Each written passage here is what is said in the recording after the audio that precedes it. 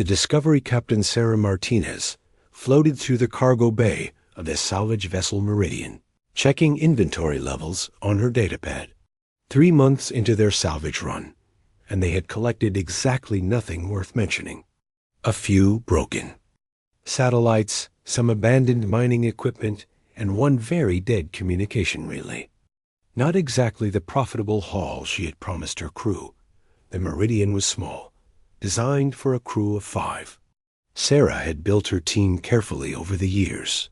There was Marcus Webb, her pilot, who could navigate an asteroid field blindfolded.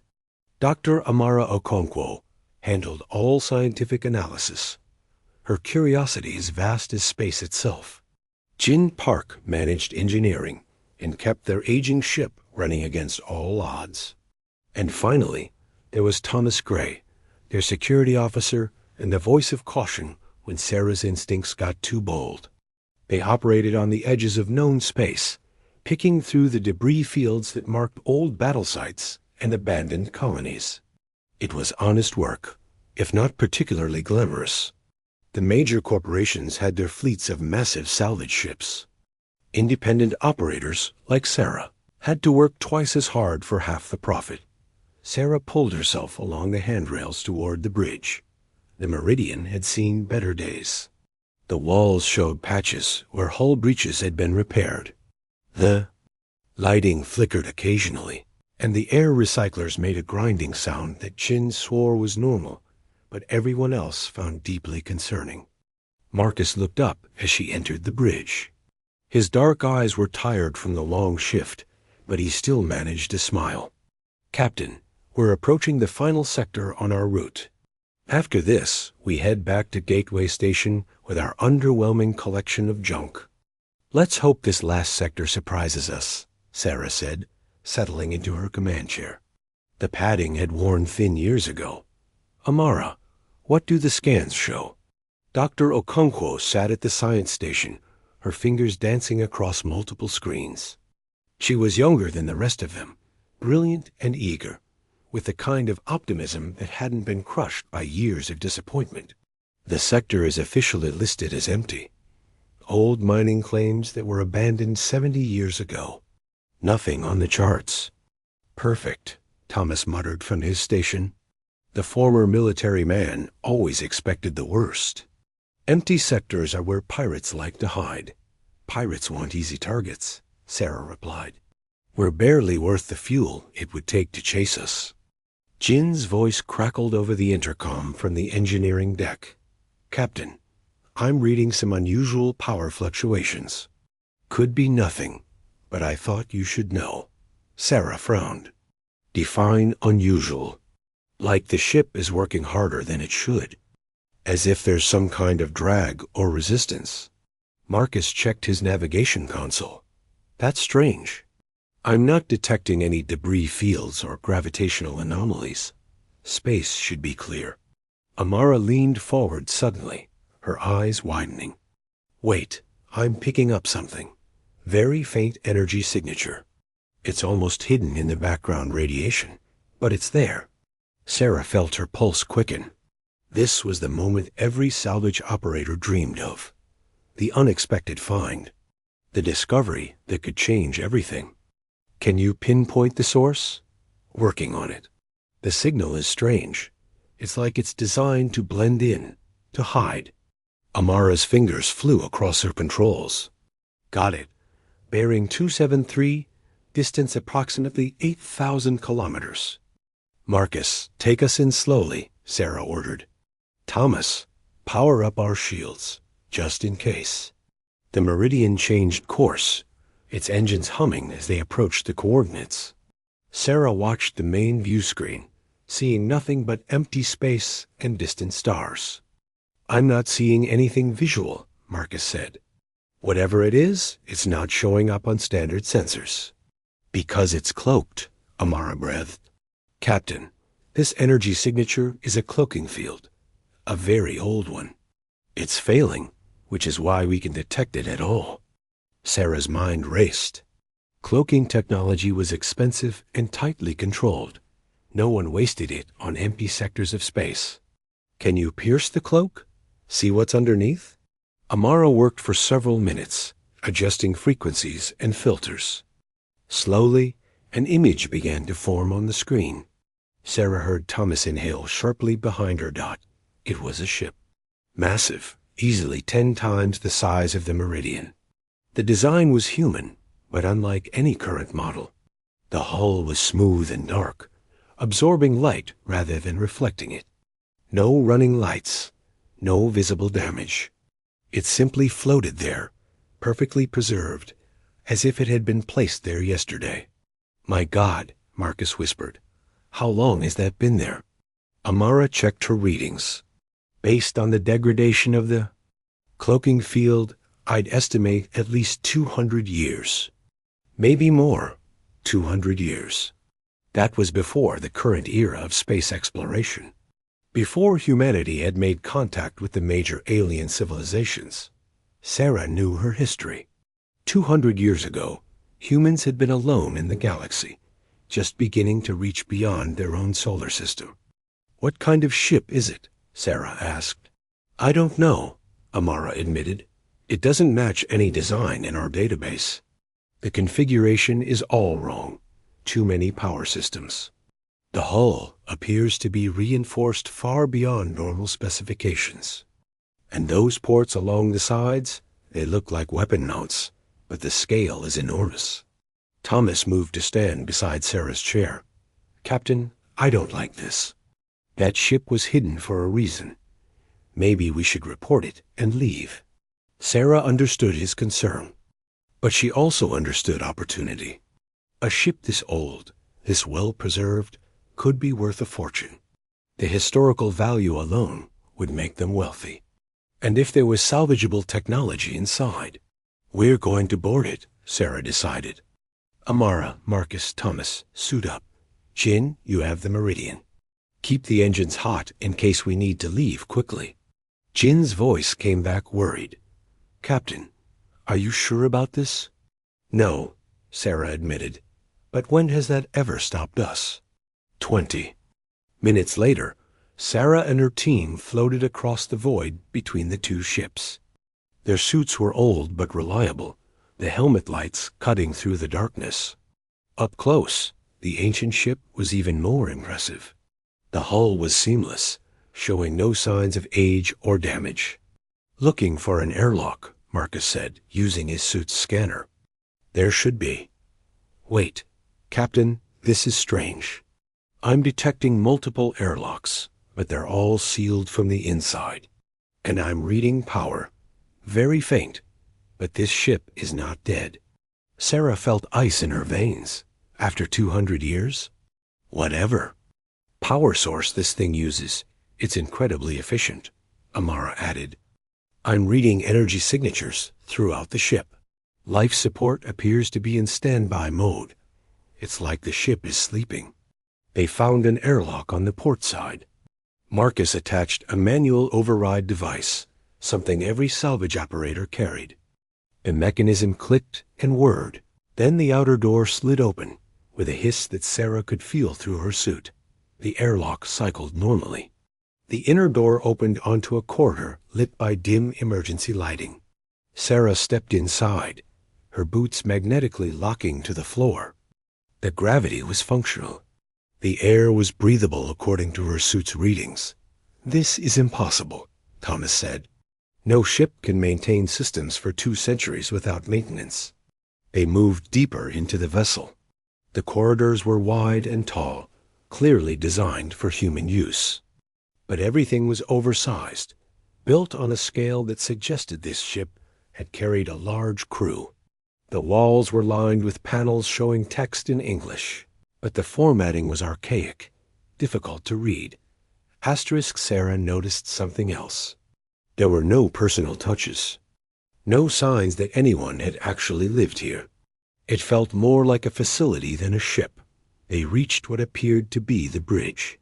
It was enormous, with dozens of stations arranged in tiers. Most of the screens were dark, but a central console glowed with a soft blue light. Amara approached it carefully. "Captain, this console is active. It's displaying something. It looks like a log entry." Sarah joined her. The text was old-style English, but readable. She began to read aloud. Final entry, Project Sentinel. Date, March 15th, 2187. This is Commander David Walsh. If you're reading this, it means someone found our ship. I don't know if that's a good thing or a terrible mistake. Sarah continued reading, her voice growing quieter. We were sent out here with a mission. A mission. So classified that even most of Earth's government didn't know about it. First contact had happened, but not the way anyone expected. Marcus interrupted. Captain, I'm picking up increased power readings throughout the ship.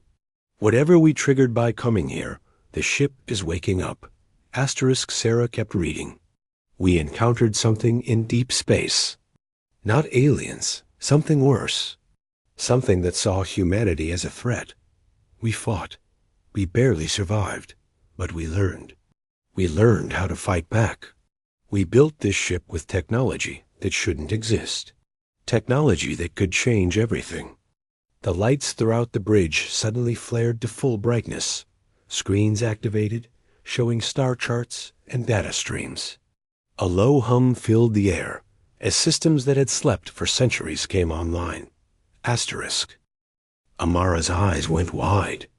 Captain, the ship's AI is activating. We need to... A voice filled the bridge. It was calm, neutral, artificial. Unidentified personnel detected. Running security protocols. Scanning genetic markers. Results, human. Species verification confirmed. Initiating first contact protocols. Thomas had his weapon drawn, though Sarah knew it would be useless against a ship's AI. What the hell is this? The voice continued. Welcome aboard the UHSS Prometheus. I am Athena, Autonomous Tactical and Hazard Evaluation Network Administrator.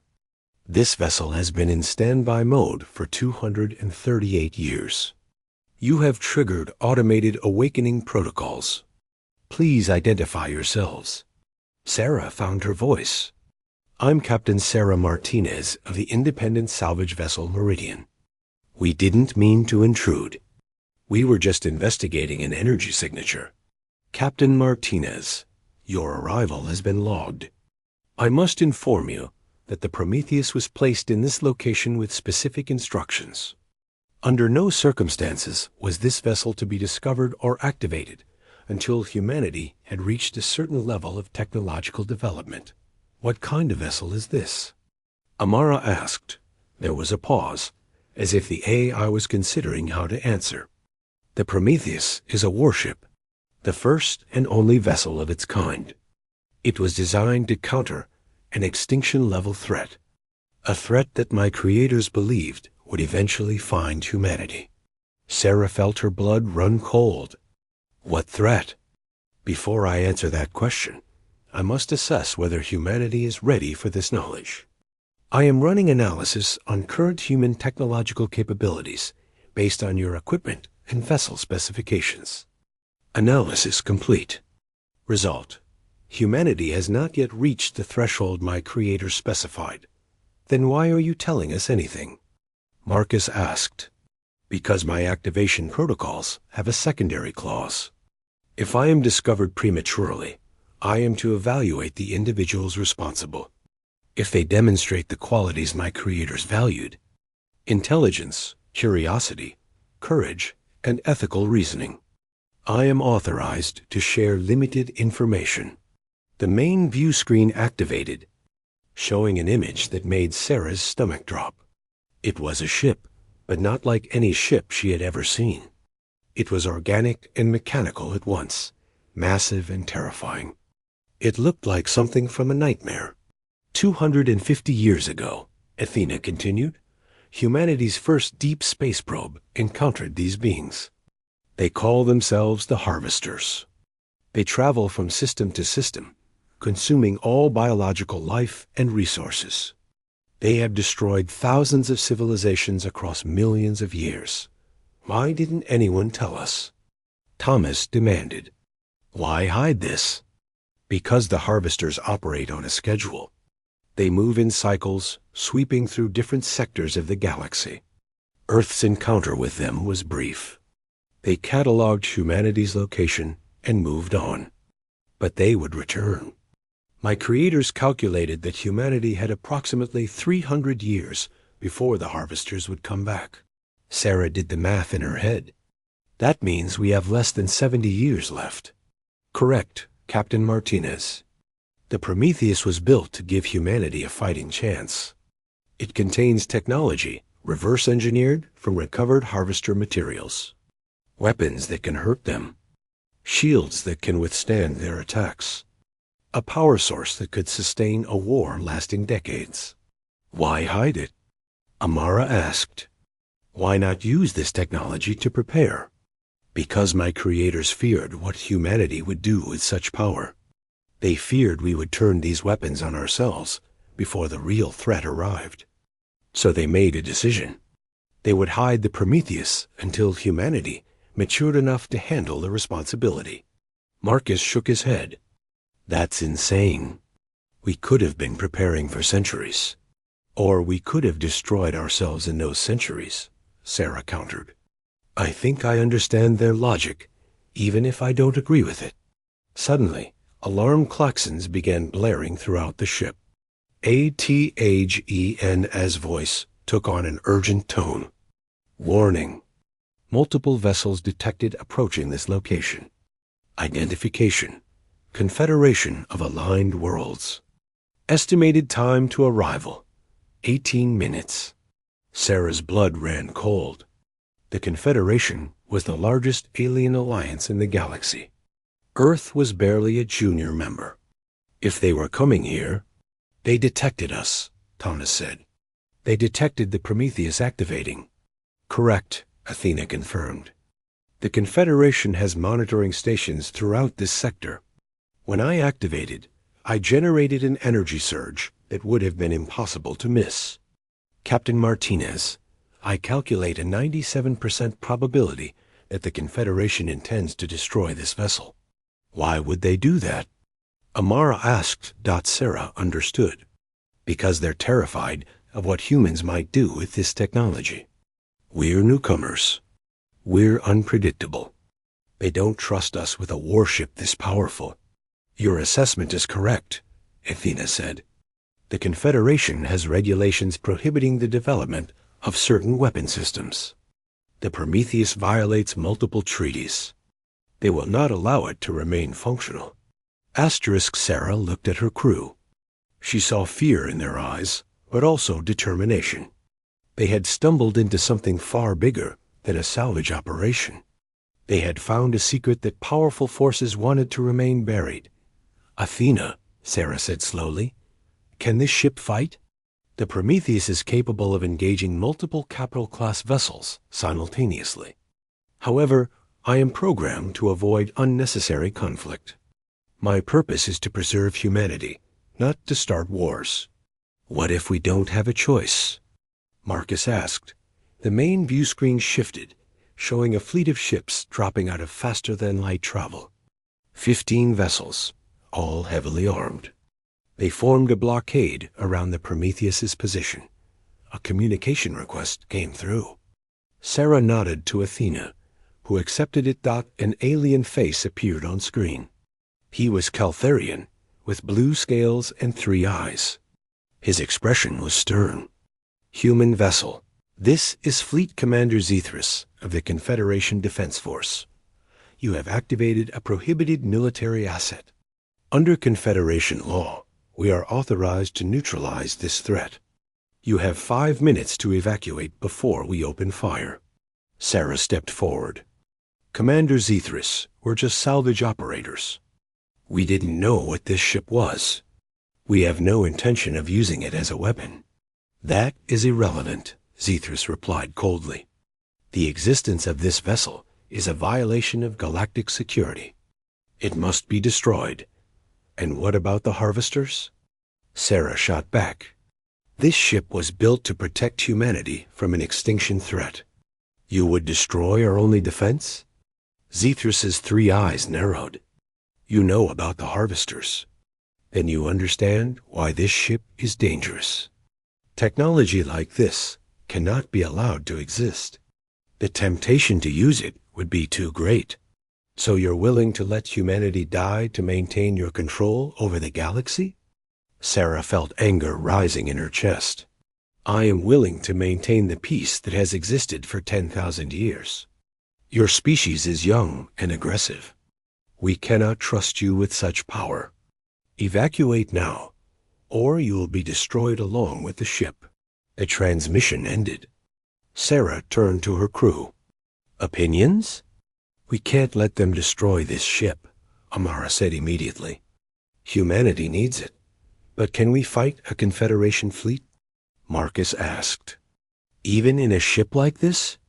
Thomas was quiet for a moment, then spoke. Captain, I spent 20 years in Earth's Defense Force. I've seen what happens when we're outmatched and outgunned. We lose, but I've also seen what happens when humans refuse to give up. Sometimes we win anyway. Sarah looked at Athena's interface. Can we escape? The Prometheus has faster-than-light capabilities, far exceeding the Confederation vessels. I can engage emergency jump protocols and remove us from this location before they can stop us. Then that's what we do, Sarah decided. We're not destroying this ship, and we're not dying here. Athena, get us out of here. Acknowledged. However, Captain Martinez, you should know that fleeing will make you fugitives. The Confederation will hunt you. Your lives will never be the same. Sarah smiled grimly. They were never going to let us leave anyway. At least this way, we have a fighting chance. Do it. The Prometheus's engines roared to life. Sarah felt the deck vibrate beneath her feet as power surged through systems that hadn't been used in centuries. The main view screen showed the Confederation fleet scrambling to respond. Jump in 10 seconds, Athena announced. 9, 8, 7. Energy beams lanced out from the Confederation ships, but the Prometheus's shields absorbed them effortlessly. 3, 2, 1. Jump. Reality twisted. Space folded. And the Prometheus, with 5 humans aboard, vanished into the depths of the galaxy, carrying with it a secret that would change everything. Behind them, Fleet Commander Zethris stared at the empty space where the ship had been. His 3 eyes were wide with disbelief and fear. Find them, he ordered his crew. Find them before they reach Earth. If humanity gains control of that technology, everything changes. Everything. The hunt had begun. The Awakening the Prometheus shot through hyperspace like a bullet through water. Sarah gripped the armrest of the command chair, watching reality bend and twist on the view screen. Colors that shouldn't exist streaked past them. Her stomach lurched with every shift in velocity. How long until we reach safe space? She asked Athena.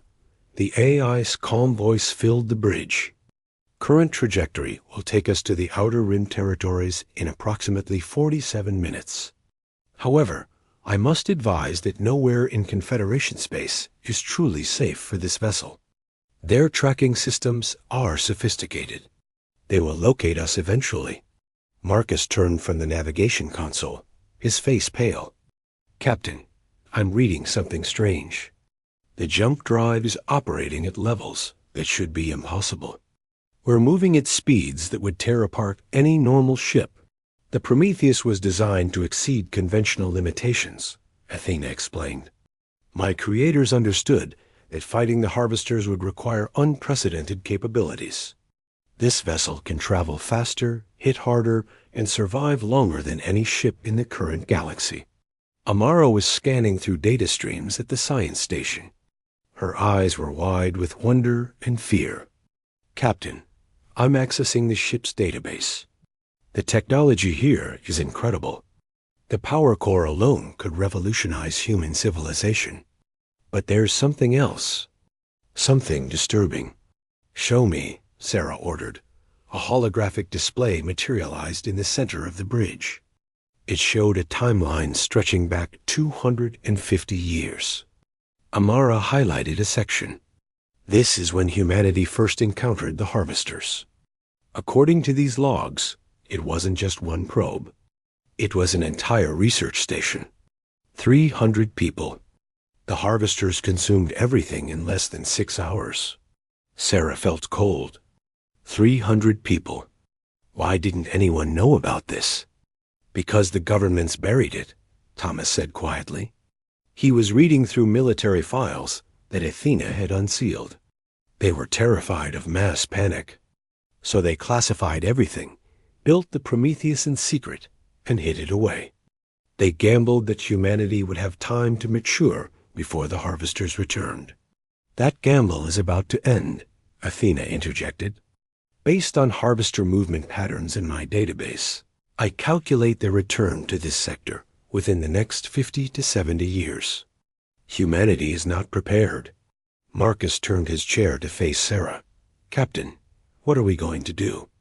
We can't fight the Confederation. We can't go back to Earth without bringing a war down on everyone. And we can't just hide forever. Sarah stood and walked to the main view screen. The swirling colors of hyperspace made her dizzy, but she forced herself to think clearly. They had stumbled into something massive, a conspiracy centuries old, a threat that could destroy their entire species. And now they were fugitives carrying the only weapon that might save humanity. Athena, Sarah said slowly, you mentioned that you're programmed to preserve humanity. Does that mean you'll follow my orders? Within certain parameters, yes. I am designed to accept commands from qualified human commanders. You have demonstrated the qualities my creators valued.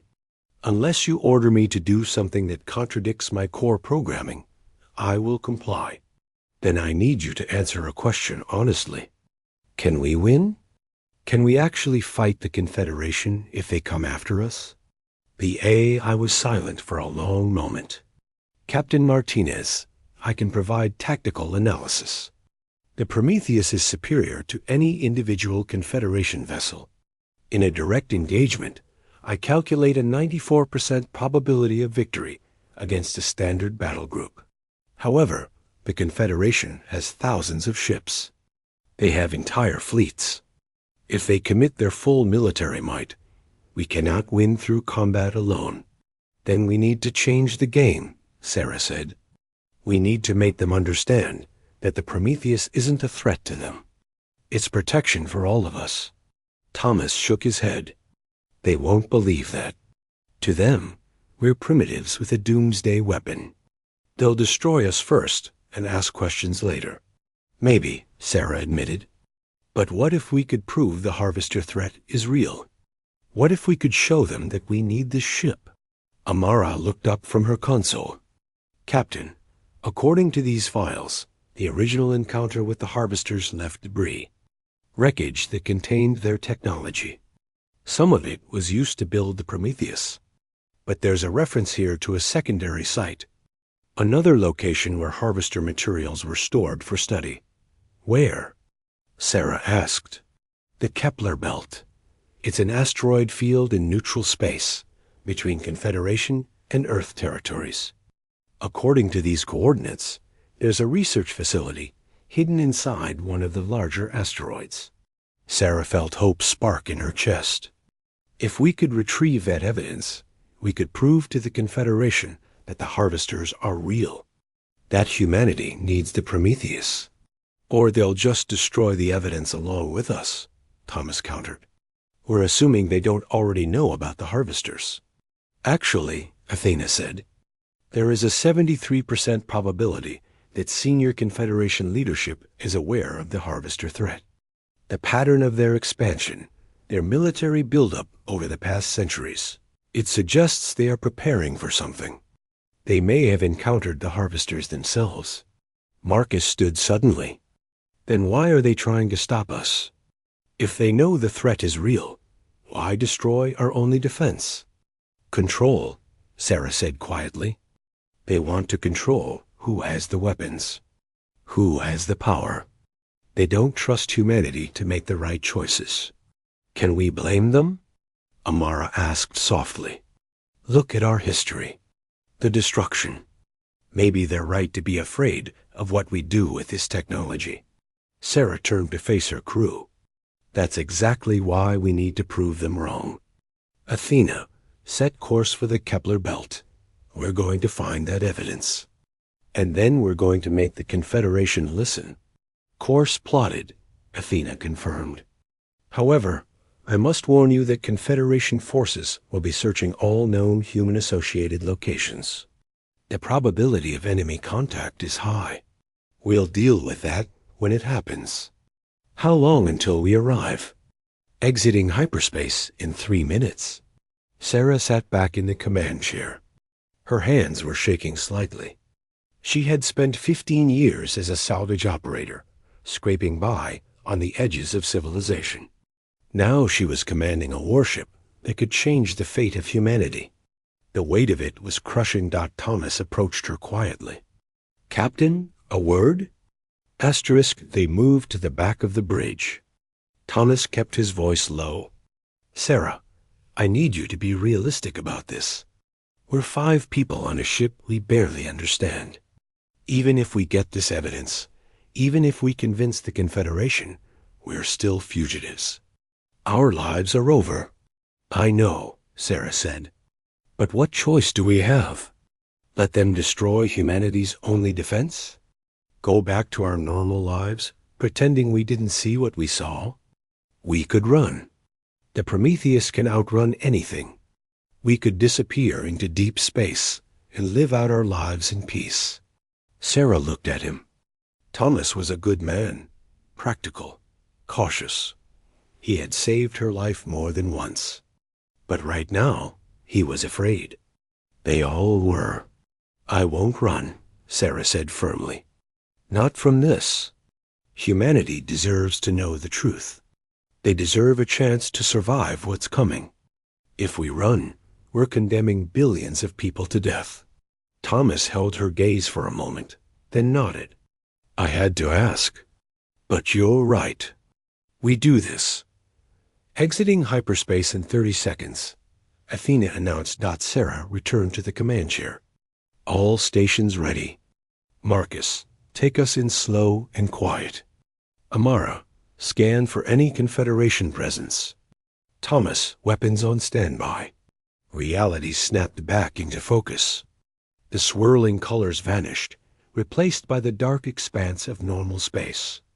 The Kepler belt stretched before them, thousands of asteroids tumbling in endless orbits. Scanning, Amara said. I'm reading the facility. It's inside asteroid K347, exactly where the coordinates indicated. But Captain, there's something else. Ships, multiple contacts. Sarah's heart sank. Confederation? No, these signatures are different. I don't recognize the design.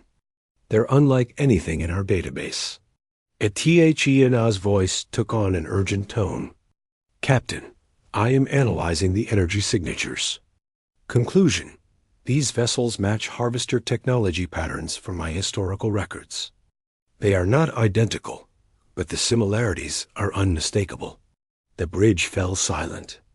Sarah stared at the view screen as dozens of contacts appeared on the tactical display. They were surrounding the research facility, their movements coordinated and purposeful. The harvesters, Marcus whispered. They're already here. Negative, Athena corrected. Analysis suggests these are not harvesters themselves, but a related species. Possibly servants or creations of the harvesters. They appear to be searching for something. The research facility, Amara said. They're looking for the evidence we came to find. They're trying to destroy it. Sarah made her decision in an instant. Athena, can we stop them? The Prometheus weapon systems are fully operational. I calculate an 87% probability of successfully destroying the hostile vessels. However, engaging them will reveal our presence to both these entities and any Confederation forces in the region. We don't have a choice. If they destroy that facility, we lose our proof. Humanity loses everything. Bring weapons online. The Prometheus transformed. Panels along the hull slid open, revealing weapon ports that hummed with barely contained energy. Targeting systems locked onto the alien vessels. The ship that had slept for centuries was finally fulfilling its purpose. Targets acquired, Athena reported. Recommend opening fire before they detect us. Wait, Amara called out. Captain, I'm reading something from the facility. It's a distress signal.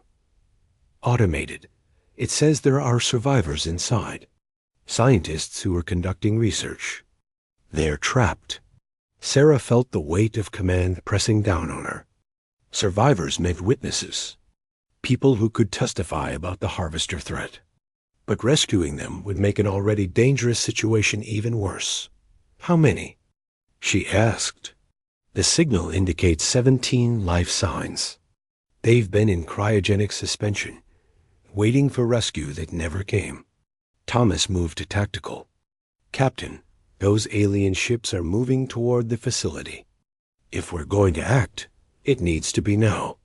Sarah looked at her crew, at Marcus, who had followed her into impossible situations, at Amara, whose curiosity had led them here, at Thomas, who stood ready despite his fears, at Jin's voice over the intercom, waiting for orders.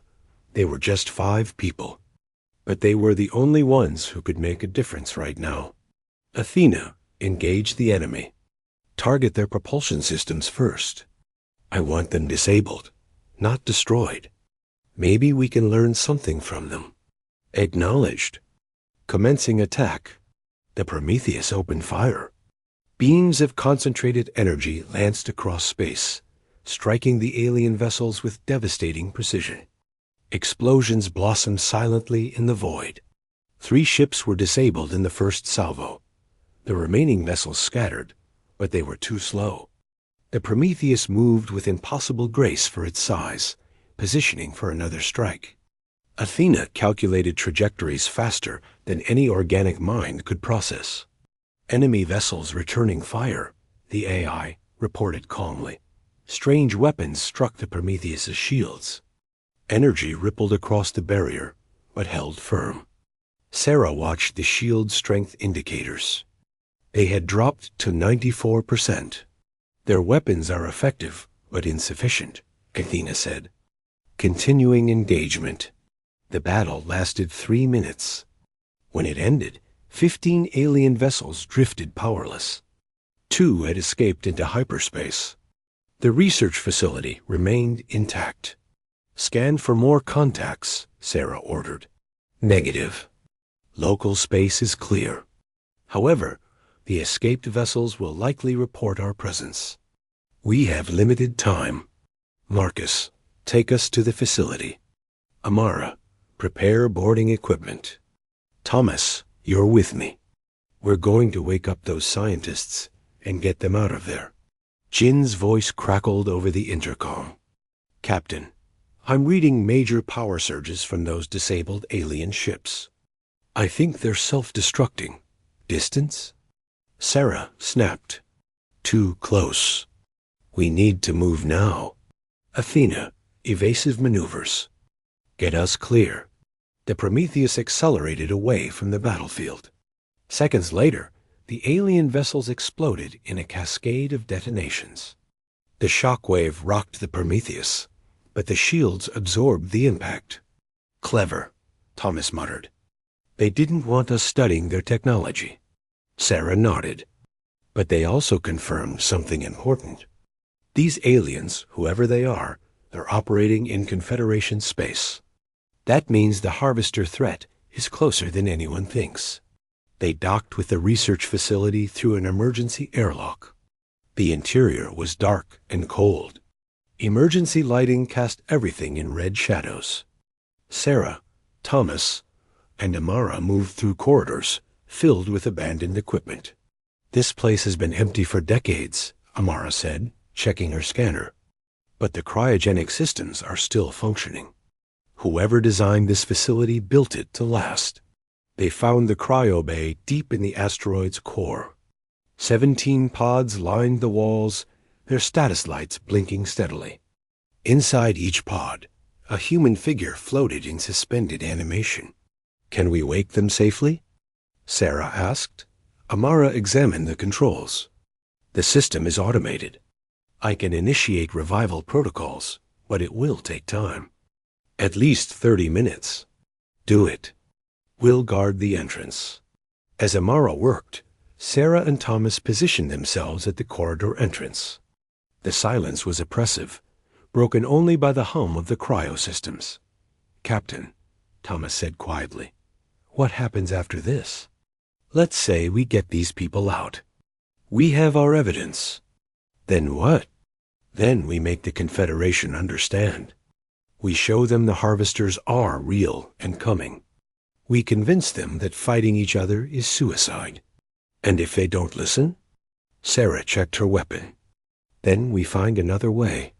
Humanity has always found a way to survive. We're stubborn like that." The first cryopod opened with a hiss. A woman stumbled out, gasping. She was older, with gray hair and hard eyes. She looked at Sarah with confusion and fear. "Who are you?" The woman demanded. "What year is it?" "I'm Captain Sarah Martinez. The year is 2425. You've been in cryosleep for over 200 years. The woman's face went pale. 200 years. Then the harvesters. "They've returned?" "Not yet. But their servants are here. We just fought them off." "Who are you?" "Dr. Rebecca Walsh. I was lead researcher on Project Sentinel. We were studying harvester technology, trying to understand their capabilities.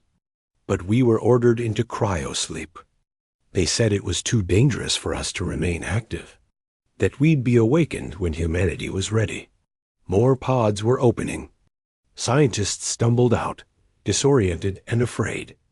Amara helped them, explaining what had happened. "Dr. Walsh," Sarah said, "we need your help. The Confederation is trying to destroy the Prometheus. They don't believe the harvester threat is real. We need evidence. We need you to testify." Rebecca Walsh straightened. Despite her confusion, Sarah saw steel in her eyes. "The evidence is here, in this facility. We documented everything. The attack on the research station, the technology we recovered, the projections for when the harvesters would return. It's all here. Then we're taking it. Athena, can you link to this facility's computers and download everything?" "Already in progress," the AI replied. "Data transfer will be complete in 8 minutes." An alarm suddenly blared through the facility. Amara's eyes went wide. "Captain, multiple contacts dropping out of hyperspace. It's a Confederation fleet. 15 ships. And they're powering weapons." Sarah grabbed Rebecca's arm. "Can any of your people not move? We're weak, but we can walk. And we run, now." They raced through the corridors, the scientists stumbling along. Behind them, Sarah could hear the facility shaking as Confederation weapons began firing on the asteroid. They reached the airlock and piled through. The Prometheus sealed the hatches and detached.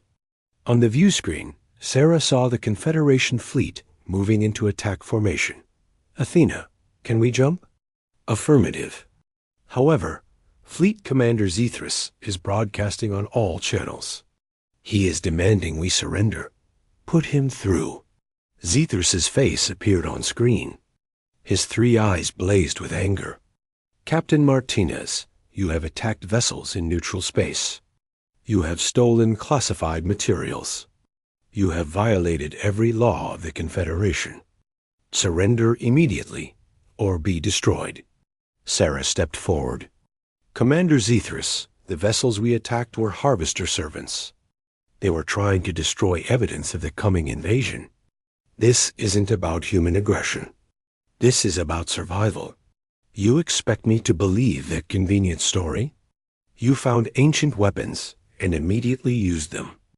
You prove exactly why humanity cannot be trusted. Then look at the evidence, Sarah shot back. Dr. Rebecca Walsh is here. She was part of Project Sentinel. She can prove everything. Rebecca stepped beside Sarah. Commander Zethris, I remember you. You were just a junior officer 200 years ago. You came to our facility. You saw the harvester evidence. You know it's real. Zethris's expression flickered. For just a moment, Sarah saw uncertainty in his eyes. Even if the harvester threat is real, Zethris said slowly, that does not give humans the right to possess weapons of such power. The Prometheus must be destroyed. That is final. Then you're condemning us all, Sarah said. Because when the harvesters come, and they will come, humanity won't be able to fight back. And neither will you. Zethris reached for something off-screen. I am truly sorry, Captain Martinez. But I have my orders. Farewell. The transmission cut. The Confederation fleet opened fire. Athena, emergency jump. Get us out of here. Jump coordinates locked. Destination, Deep Space Sector 972. Initiating in 3 seconds. Energy beams struck the Prometheus's shields. Alarms blared. The ship shuddered. Shields at 71%, Athena reported. Jump in 2 seconds. More weapons fire. The scientist screamed. Marcus held onto his console. Sarah gripped her armrest. Jump, reality twisted. The Confederation fleet vanished. The Prometheus shot into hyperspace, carrying 17 witnesses, mountains of evidence, and the fate of humanity. In the command chair, Sarah allowed herself to breathe. They had survived, but the war had just begun.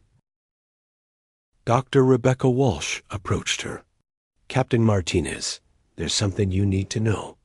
Something the original Project Sentinel team discovered. The harvesters aren't just coming back to our sector. What do you mean? Rebecca's expression was grim. They're already here, scattered throughout the galaxy, watching, waiting. The invasion won't come from outside. It will come from within. And when it starts, every civilization in the galaxy will need to work together to survive. Sarah looked at her crew, at the scientists, at the ship that had awakened after centuries of sleep. They had started this journey as simple salvage operators. Now they were the only ones who knew the truth. The galaxy was about to change forever, and humanity would either rise to meet the challenge or die trying.